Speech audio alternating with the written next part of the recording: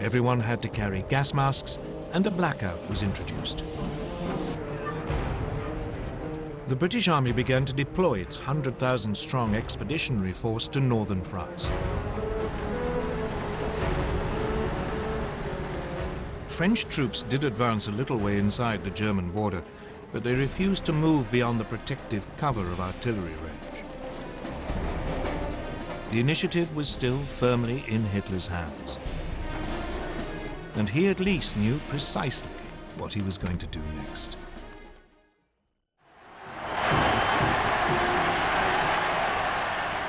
The Blitzkrieg against Poland had been a stunning success for Adolf Hitler. He had subdued an entire country in less than 4 weeks, and he was hungry for more. So he ordered his generals to plan to attack the British and French in November 1939, less than 2 months after the fall of Poland. His general staff was appalled. The bulk of the German army was still out east and had to be moved west. And there had been some serious losses in the Polish campaign. Lessons had to be learned. Polish anti-tank guns had destroyed a division's worth of the lightly armored panzers. A quarter of the aircraft used had been lost. The panzers were too light and unreliable, and they had frequently outrun both their supply columns and the marching infantry. Reluctantly, after furious arguments, Hitler agreed to wait until the following spring.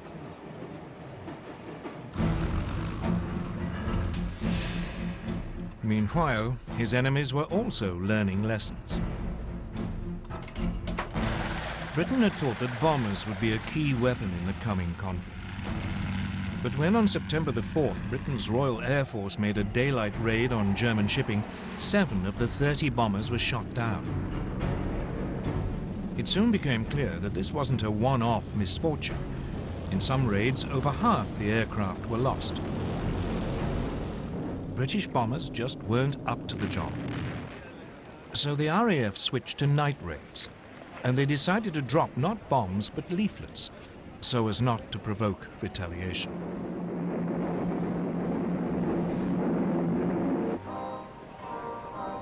So, with the Blitzkrieg stalled and the air war quiet, the focus now went to the one remaining arena, the sea. Germany's navy was still in the middle of an ambitious building program that wasn't due to finish until 1948. The commander of its submarine arm, Admiral Karl Dönitz, planned to cut Britain's supply routes across the Atlantic.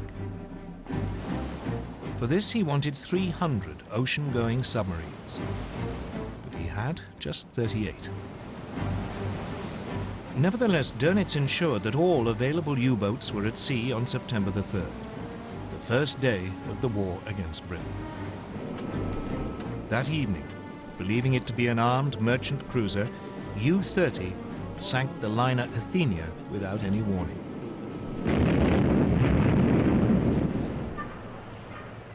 A 112 lives were lost, including 26 American citizens. The Royal Navy dwarfed its German counterpart. It had 12 battleships. Germany had none. It had 5 aircraft carriers. Germany, again, had none. So after the Athenia, Britain declared a total blockade of German ports. But for all its size, the Royal Navy had too few escort vessels. Many merchant ships had to sail alone. And by the end of 1939, more than 100 had been sunk. It quickly became apparent that the British had woefully underestimated the submarine threat. On September the 17th, U-29 sank the British aircraft carrier Courageous.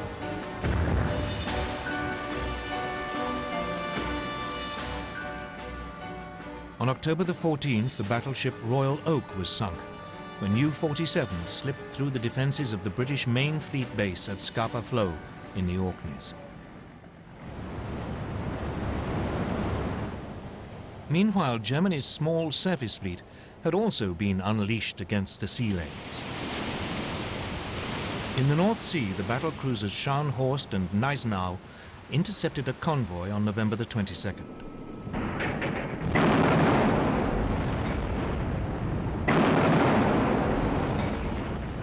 They sank its escort, the armed merchant cruiser Rawalpindi. But it was the pocket battleship Graf Spee which caused the greatest problems. Designed specifically for commerce raiding, its 11-inch guns could overwhelm any ship fast enough to overtake it, and it had the speed to escape from any battleship. The Graf Spee had slipped away from Germany before hostilities began. Soon it was cutting loose in the South Atlantic and Indian Oceans. Finally, 3 British cruisers, Exeter, Ajax and Achilles, intercepted it off the River Plate on the east coast of South America. The British ships damaged the pocket battleship so badly that it had to take refuge in the neutral Uruguayan port of Montevideo. The Germans were then fooled into thinking that a more powerful British force had arrived. When the Graf Spee was commanded to leave port, her captain scuttled her rather than risk annihilation.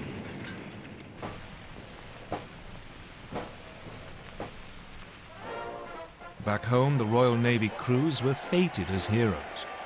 But this was just about the only obvious success enjoyed by the British or French armed forces during the winter of 1939.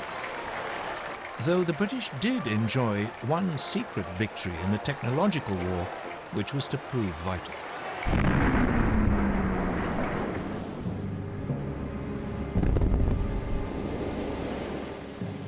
As soon as the war began, Britain began to lose large numbers of ships to German mines. What was so mysterious was that the ships didn't seem to have actually struck them. The mines had simply exploded as the ships passed nearby. Then, on the night of November the 22nd, 1939, a German plane was spotted dropping a mine at low tide in the Thames estuary. Disarmed and rescued from the mud, the mine was found to be set off by the magnetic signature of a ship passing close by. The solution was to reduce a ship's magnetic signature by hanging a copper cable round the hull and then passing an electric current through it, a process called degaussing. Once degaussing was applied to all ships, the danger from the magnetic mine was massively reduced. But otherwise, as 1940 began, the war was quiet. The two sides did little during the winter except to patrol, train, and try to keep warm, for it was a particularly cold one. An American journalist called it the Phony War. For the Germans, it was the Sitzkrieg.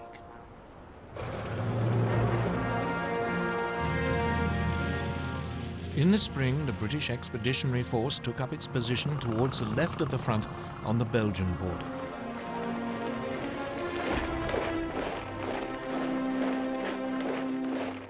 But it was dwarfed by its French ally. France had some 100 divisions along the Belgian and German frontiers or in reserve nearby. This imbalance meant that the British commander, Lord Gort, had to go along with the ideas of the French general Maurice Gamelin. And these were entirely defensive. French hopes were pinned on the massive ramparts of the Maginot Line. A series of fortifications, it ran from Switzerland to Belgium along the French-German border.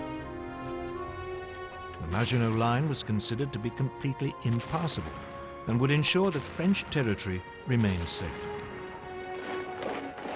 But otherwise, the Allies had no idea of how actually to defeat Germany.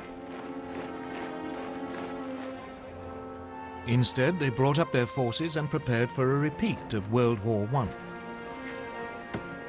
They would blockade Germany to sap its strength, and they would dig in, ready to grind down the assault which they knew must come.